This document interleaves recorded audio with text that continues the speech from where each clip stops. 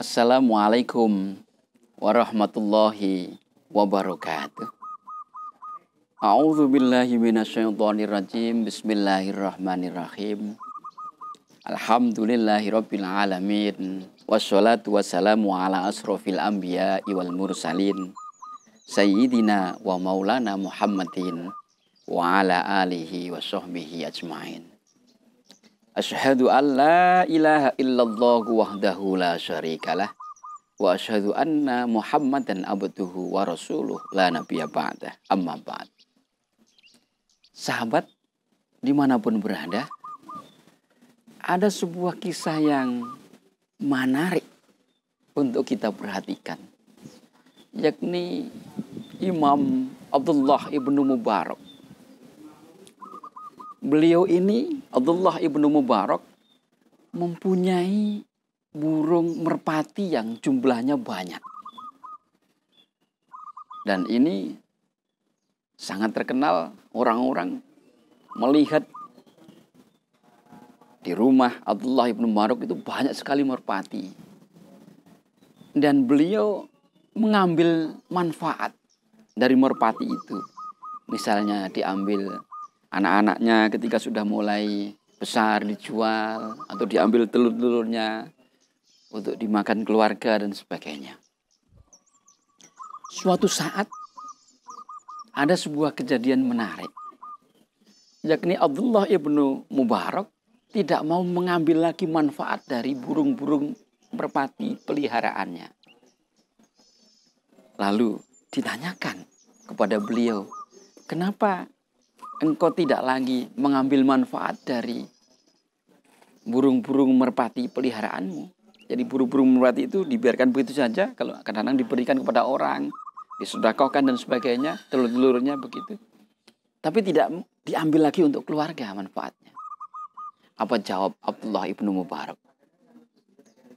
Aku dulu memang mengambil manfaat dari burung-burung merpati peliharaan saya. Yang muda-muda kemudian dijual, gitu. Kemudian telur-telurnya dijual atau dimakan untuk keluarga. Tapi setelah aku tahu bahwa ada di antara burung-burung itu kawin dengan burung dara entah milik siapa. Semenjak itu aku tidak mau mengambil lagi manfaat dari burung-burung dara itu.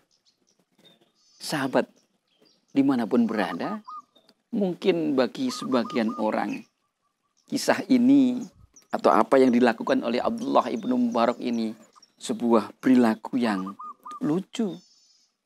Tapi itulah perilaku zuhud yang dilakukan oleh Abdullah ibnu Mubarak. Di antara perilaku zuhud itu adalah tidak hanya menghindari yang haram, yang fokus menikmati yang halal saja, tapi juga di antara bentuk perilaku zuhud itu adalah menghindari sesuatu hal yang samar, yang subhat. Menurut Abdullah ibnu Mubarak, burung-burung darahnya, burung-burung merpatinya yang sudah kawin dengan entah burung milik siapa itu, sudah hasil perkawinannya itu sudah merupakan hal yang subhat, yang samar. Tentu ini bukan kacamata fikih semata, sebab burung tidak ada hukum baginya harus nikah, bebas, namanya hewan. Kita punya ayam, ayam itu kawin dengan ayam tetangga, itu tidak masalah. Tidak masalah. Tapi bagi Abdullah ibnu Mubarak ini adalah perilaku saking hati-hatinya beliau terhadap apa yang ia makan dan apa yang keluarga makan. Sebegitunya menjaganya terhadap sesuatu yang dinilai oleh Abdullah ibnu Mubarak ini masih samar, ini masih subhat. Apakah perilaku zuhud yang dilakukan oleh Abdullah ibnu Mubarak itu membuat ia menjadi orang yang miskin? Tidak. Tidak. Dalam catatan Az-Zahabi bahwa Abdullah ibnu Mubarak itu dalam setiap tahunnya kalau ia bersedekah itu tidak kurang dari 100.000 dirham. Ia sodakokan kepada orang-orang yang membutuhkan. Berarti kehidupan Abdullah ibnu Mubarak bukan kehidupan orang yang tidak punya meskipun ia melakukan zuhud semacam itu. Sahabat dimanapun berada, demikian pula seorang ulama besar yang bernama Imam Abu Hanifah. Di samping beliau adalah seorang ulama, beliau juga berdagang. Pada suatu hari ia mempunyai beberapa puluh potong pakaian, kain yang ia akan jual lalu dititipkan kepada mitra bisnisnya yang bernama Bishr yang akan menjual dagangan ke Mesir. Maka Imam Abu Hanifah titip beberapa potong kain pakaian ini kepada Bishr. Bishr, ini aku titip untuk dijualkan. Harganya sekian-sekian.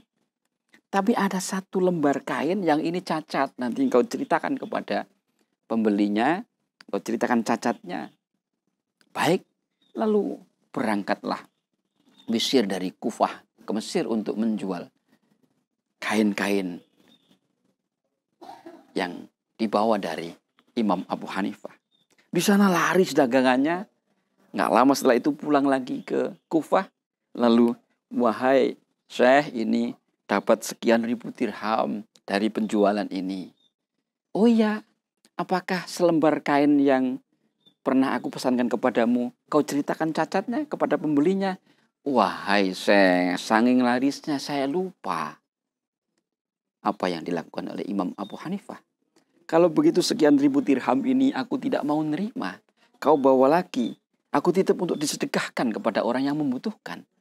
Aku tidak mau menerima sesuatu yang kecemburuan dari hal yang lupa engkau ceritakan cacatnya barang kain yang engkau jual kepada pembeli itu. Imam Abu Hanifah tidak mau sekian ribu dirham itu ada kecampuran sesuatu yang dinilainya tidak benar. Subhat atau mungkin bahkan haram. Kan ia lupa, barangkali bisa jadi subhat. Tapi keraguan ini, sesuatu hal yang belum jelas ini, belum jelas halalnya ini, membuat Imam Abu Hanifah tidak mau menerima sekian ribu dirham dari jualan kain itu. Apakah Imam Abu Hanifah hidupnya tidak punya? Tidak. Imam Abu Hanifah adalah seorang saudagar, pedagang yang sukses. Sahabat dimanapun berada, kisah ini semoga menginspirasi kita untuk hanya menerima yang halal saja dari setiap apa yang kita upayakan, dari setiap apa yang kita terima. Jangankan yang haram, yang subhat saja mestinya kita hindari. Semoga kita termasuk orang yang bersih di dalam beragama, bahagia hidup kita di dunia ini, lebih-lebih nanti di akhirat kelak bersama keluarga kita, bersama saudara-saudara kita, bersama jemaah kita. Alhamdulillahirabbil alamin. Allahumma amin. Wassalamualaikum warahmatullahi wabarakatuh.